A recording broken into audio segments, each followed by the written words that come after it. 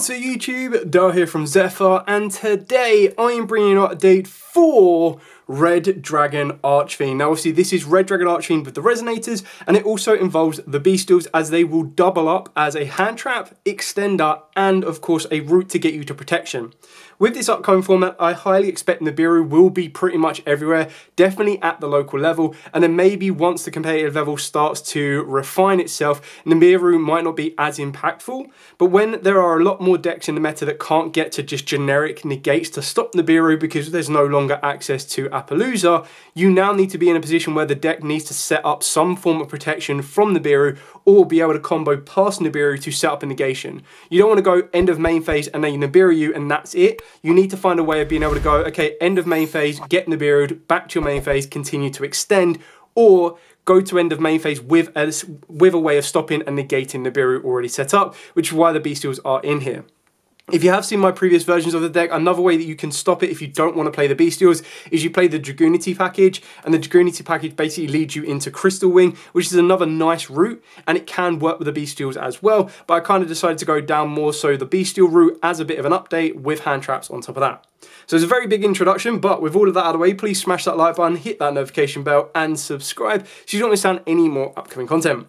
We're going to dive headfirst into profile, starting off with the monsters being Triple Soul Resonator. This is your ideal starter for the entire deck, as this is one that's going to get you going, get you ticking, and at the very least, what you can do is just off a Soul Resonator is work your way into a very powerful Red Dragon Archfiend board, which you'll see in the previous combo videos that I'll link in the description down below, and it kind of gets everywhere you need to go.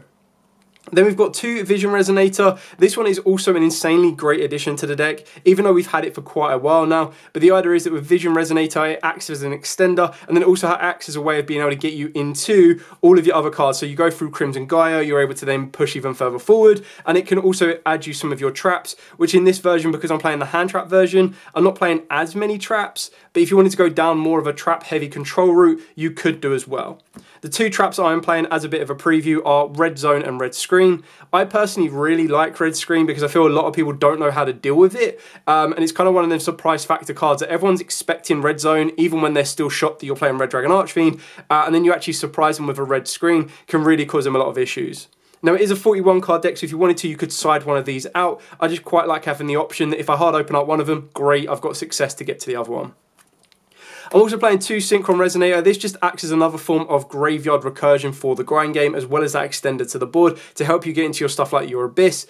As with this deck, the biggest downside is it does lock you into Dark Dragons from the extra deck, so it does kind of limit what you do have access to. You could play other options, which is why the Dragoonity package is kind of cool, because that gives you the option to not lock yourself into Dark Dragons until you've already presented your board with a form of negation, and it does give you a bit more freedom to play around with different options from the extra deck as well. The last one we're playing is the 1 Crimson Resonator. Now it really comes down to the build and personal preference. Some people will play this at 3, completely understandable. Some people play it at 2. I personally like to play it at 1. If I did want to bump it up to 2, I would cut the Synchron Resonator. But honestly, it's a card that you don't rely on that heavily. Yes, it is a great addition, and in other versions you will rely on it a lot more than in this particular version. But the idea is I've only got it at 1 because the only time I ever want to see it or ever want to use it is when I go down the combo route off of the Soul Resonator, where I need to go into the Crimson Resonator to have no other monsters on the board, so that it can be revived with the Red Rising Dragon, and that's how you're going to be able to extend your board further. It's the ideal combo you want to be going for, which is why we play so many different ways to get to your Soul Resonator, and then once you've built your board up with the Resonators, you then have your Bystials as the backup option. You have the Bystials as the backup to play through Nibiru, or if your local environment is Nibiru heavy and you expect it to be in the starting deck, that's why I'd probably advise you to go down the Dragoonity route, because you put your opponent in a position where you don't even conduct your normal summon and basically say to them, I'm going to make Crystal Wing, you need to nib me, and if you don't nib me, I'm just going to be able to go for the Crimson play anyway.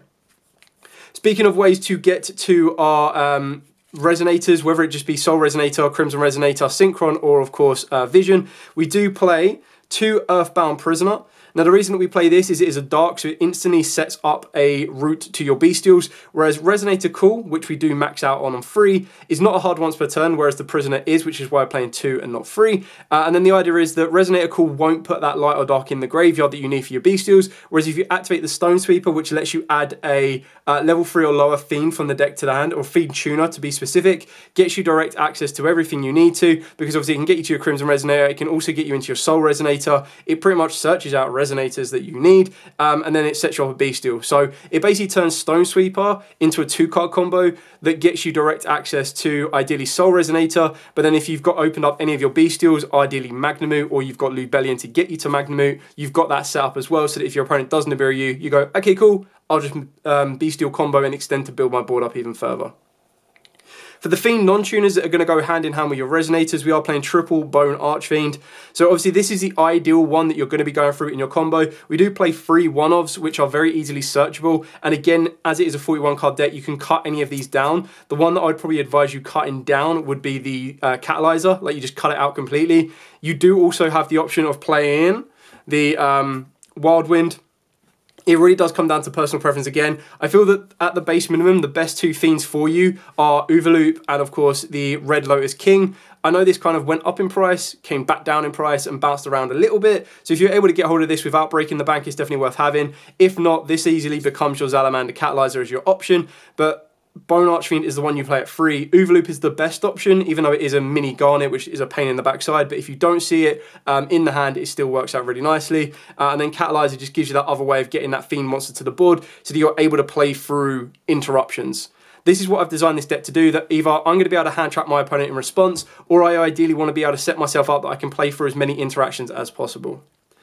Carrying on, of course, before we go into the Bystials, we are playing triple Crimson Gaia. So obviously during the main phase, you add a Red Dragon Archfiend or a card that mentions it from the deck or graveyard to the hand. So again, it just gives you great recurability. It's absolutely insane, gets you to everything you really need. And then for the hand trap / Bystials, obviously you're playing triple Lubellion. You want to be able to get access to this as soon as you possibly can.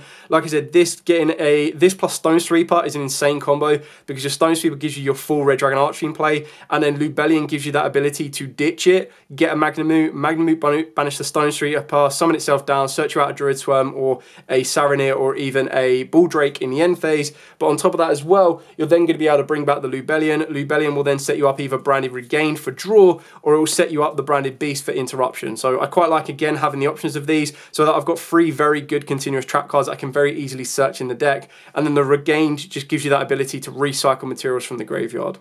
For the Bystials, of course, 1 Magnemute, 1 Druid Swarm, 1 Saronir, and of course the 1 Bull Drake as well. For the other hand traps, we've got triple Ash Blossom, triple Nib, and then I decided to go with a Ghost second option in the form of the Talents. Now, arguably, with this lineup of your hand traps here, it really comes down to the environment. Imperm is definitely a card that I would like to get into the deck. I just don't know exactly what I want to take out yet. It is slightly early days for this new format, which is why I feel having Nibiru in the main deck might be massively good for the format going forward.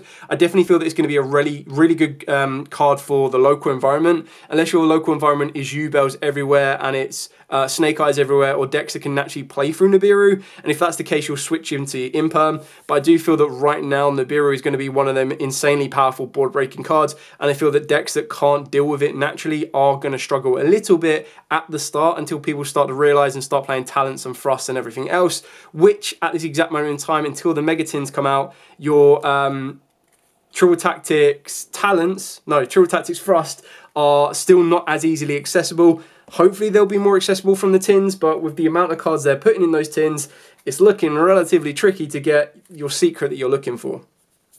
Moving on to the extra deck. So for the extra deck, we are playing triple Red Rising. You have a bit of flex in the extra deck, but you're kind of limited with the cards that you can actually choose to use. I do quite like playing the Dragoonity engine, but like I've shown you before, the Dragoonity engine itself takes up, 3 Remus, a Mist Valley, a Legatus, and a Ravine. So straight away, this is a 6-card engine, and then when you go into the extra deck, it starts adding like 3 cards to the extra deck. You have the flex in the extra deck, you don't really have the flex in the main deck if you still want to be using a decent amount of hand traps, which is why I've kind of gone with this lineup here instead. We've then got 2 of the Abysses, we've got 2 of the Scars, we've got 2 of the Red Dragon Archfiend, 1 Scarlight. I would say play 2 Bystial Dispatter, but at the moment I'm playing the Neversoul because I was waiting for the tins and I got rid of my second one while it was at a high price. So now I'm just hoping that I can pick up a second one from the tins. And then of course we've got the 1 Bane and the 1 Cully Belt. Now again, you've got loads of flexibility on this extra deck as you see fit. It really does come down to like your play style, your preference, and everything else in between. Like I said, this is only 14 cards, so it really does come down to what other card you want to play in there. Like you can play a second Cully Belt if you want to, you can play a second Scarlight, but Scarlight's ideally there for the burn effect. You could go for 3 Red Dragon Archfiends. I would highly advise, like I said, 2 Bystial Dispatchers if you have it. Some people like to play the Bills, the Diabolical Dragon. You've got quite a few options to play, but I feel that these are the most effective baselines that you're going to want to be looking for. And like I said, grab yourself a Bystial Dispatcher when they get revealed or released in the tins. Even just picking up singles, it's definitely going to be one of the ones that I feel will be a couple of quids. It will be worth investing in, but it's something that you would definitely use in this deck just to help you protect from Nibiru. And that is pretty much it for the Red Dragon update. Not a huge mass amount of update or changes, but like I said, I do like this option now that we've gone into this format that everyone's going to be afraid of Nib. So if you really, really want to, you could even figure out playing Cross Out in the deck, and I feel that's something you'd be protecting against more times than not. But I do feel that talents can help you crack back enough, especially when you're playing the Bystials. And also if you were deciding to go, rather than the Bystials, you go down the Dragoonity package, that then still gives you that option to give you that consistency, give you that ability to either protect from Nibiru or bait out the Nibiru before you invest heavily into the rest of the combo that you're going to want to make and take. Anyway, thank you so much for watching. If you do have any questions, by all means, like I said, comments down below. I'm always happy to answer them for you. For now, as absolutely always, stay safe and of course, happy dueling.